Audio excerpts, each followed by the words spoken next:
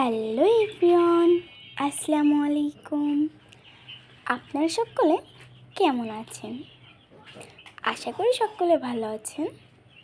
আলহামদুলিল্লাহ, আমিও ভালো আছি। আজ আমি আমার লেয়ার মুরগির বাচ্চা জায়গা পাল্টাবো। মুরগির বাচ্চাদের তো আর সবসময় বোর্ডিংয়ে রাখা যায় না, কিছু দিন হলে জায়গা পাল্টাতে হয়। তাই আমিও আমার লেয়ার মুরগির বাচ্চাদের জায়গা পাল্টাবো।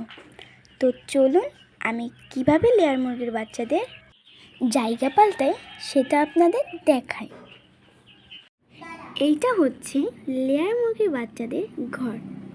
এখন অনেকেই জিজ্ঞাসা করতে পারেন যে আমি এই নিচে এই সাদা সাদা কী দিয়েছি। এগুলা হচ্ছে চুন। এই চুনটা আমি কেন দিয়েছি বলছি, কারণ আমি এই ঘরটায় আগে মুরগি পেলেছি, তাই এখানটায় আমি চুন দিয়েছি।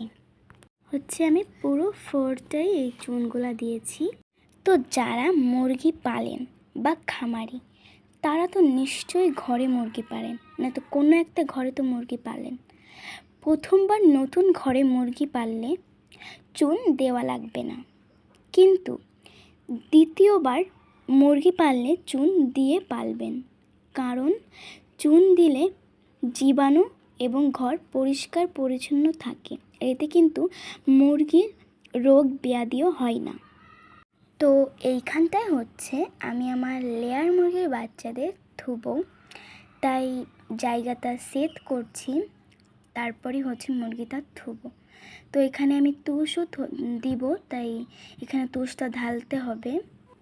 আমরা বস্তা ভরে ভরে তুষ এনে রেখে দিই, তাই এখন এই বস্তাগুলো এনে এখন ঢালছি। আমি যেইটুক জায়গায় এই লেয়ার মুরগির বাচ্চা পালবো, তো সেইটুক জায়গায় আমি ভালোভাবে এই তুষগুলো দিয়ে দিব।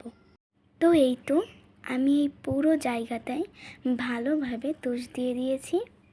এখন এইখানটায় আমি লেয়ার মুরগির বাচ্চাগুলো আনবো। এইখান থেকে আমরা অনেকগুলা মুরগি একসাথে করে লেয়ার মুরগির বাচ্চা এখানে এনে এনে রাখছি। এই জায়গাটায় আমি নীল কালারের নেট দিয়ে দিয়েছি, যাতে আমি যেই জায়গাটায় মুরগিটুকু পালছি সেই জায়গাটার বাহিরে যেন না চলে আসে, তাই আমি নেটটা দিয়ে দিয়েছি। আর দেখুন আমার এই লেয়ার মুরগির বাচ্চাগুলো কতটা সুস্থ এবং স্বাভাবিক। এরা কিন্তু সবাই সুস্থ এবং স্বাভাবিক আছে, আলহামদুলিল্লাহ। দেখুন এরা কিভাবে পাখির মতো ওড়াউড়ি করছে, দেখতেও কিন্তু ভালো লাগে, কি তাই না?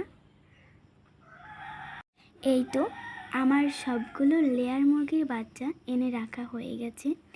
এখানে মোট 350 বাচ্চা আছে। এরা কিন্তু অনেকটাই বড় হয়ে গেছে, মাশাআল্লাহ।